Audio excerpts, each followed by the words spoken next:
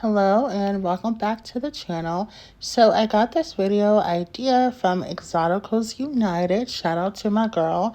And I forget what video it was, but she was talking about beauty cycles and how, you have to prepare for your beauty and stuff like that and not waiting until the last minute to try to like pull yourself together. So I'm definitely not a wizard that I am more of a laid back type of. I always say I either look like a stripper or a homeless man, no in between, which isn't good. I know I should take more time for stuff like that, but and not just like for the sake of other people, because I know like when it comes to like job interviews or dates or something like that, if I want to flex at the family reunion, I know that I clean up nice. But just like everyday stuff, like if a guy was to ask me like on a spur of the moment date, which I know a lot of girls love that, like just because, like, oh, spur of the moment date, just because. I cannot do that. I'm one of those people, you got to give me like at least 2 to 3 business days in advance. I can be very spontaneous, but for the most part, when it comes to things that are important to me, I like to plan them. I'm more like spontaneous, like in the moment. Like if we're already doing something, yeah, fuck it, let's hit the after. But like if I'm chilling and I didn't expect to do anything today, don't drop that on me. So I'm definitely one of those people. So when it comes to my beauty routine, I've definitely been trying to make it a little bit more repetitive, have a little bit more of a routine, a ritual, if you will. And there's multiple ways I do this, whether it be like physically, like baths and stuff like that. I love taking a good bath. I have like a very strenuous bath routine, if you guys want to know about that. I have like hot tub jets, and I make it like a full ritual. Like it's definitely my thing, my safe place. But when it comes to like my outer look, like things that I look like when I'm like outside and stuff, it really depends on what's going on in my life at the time. So I'm gonna break down different types of beauty cycles. So we're gonna keep it simple for the first one. For the first one, I'm gonna do like night and day, because I noticed, and it's just more like intermediate. Most girls that are like fashionistas and do makeup kind of already know this, but not everyone does. So if you're still trying to find your own personal makeup style, I personally prefer more of a heavy makeup at nighttime and then more of like a light fun makeup during the day. So you can do like just like a really light fun makeup during the day, like if you work and stuff, and at night you can just add to that makeup, like give it like a nice touch up, and then boom, now you add your red lipstick, now you add that, versus like wearing all these heavy colors throughout the day. So that's just one like simple beauty cycle I do.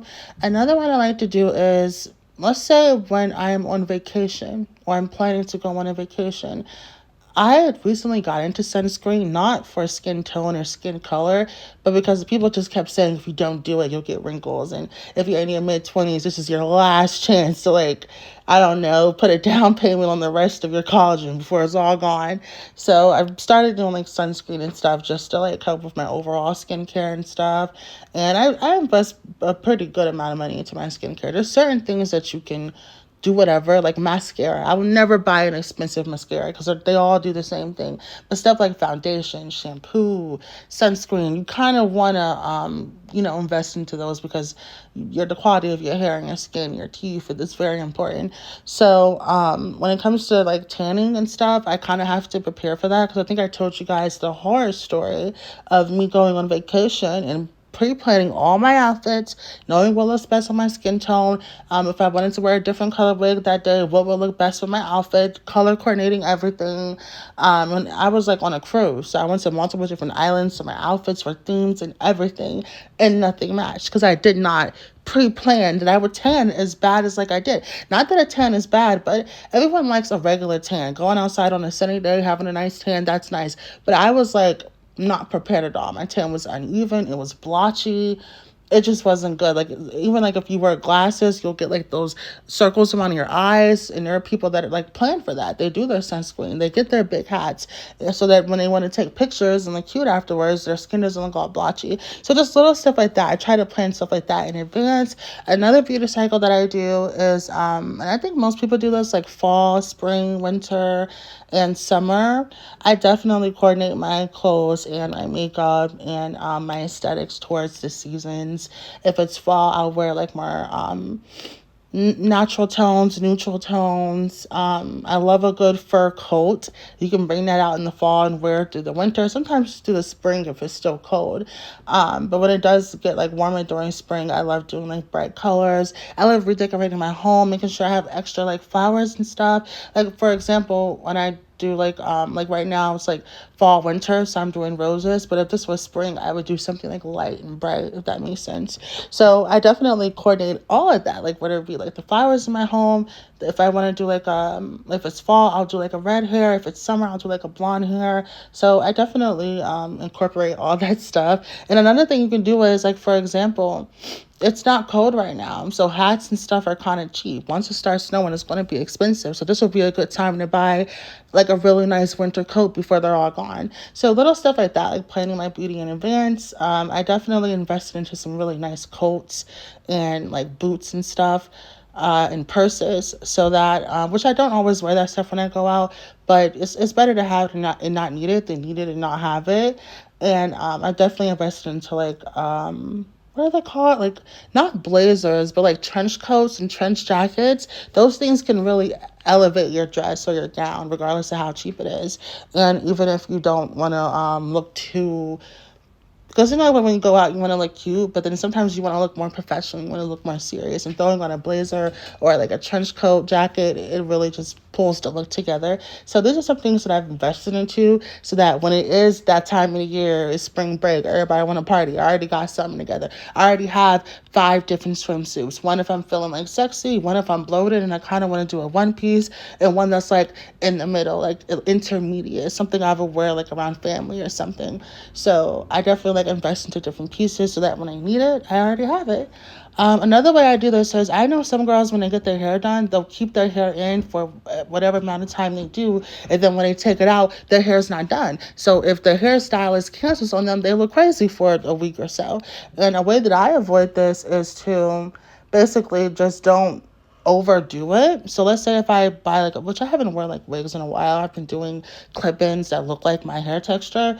But back when I was wearing wigs, I wouldn't just wear them out until the lace was like torn. I would buy one, wear it for a couple days, wash it, put the rollers in it, set it, and then wear another one. So that when I'm ready to rip that one off, and my boo texts me and I gotta be ready in 20 minutes, I already got a wig that's clean with rollers in it. All I gotta do is take the rollers out, glue it on, I'm good to go.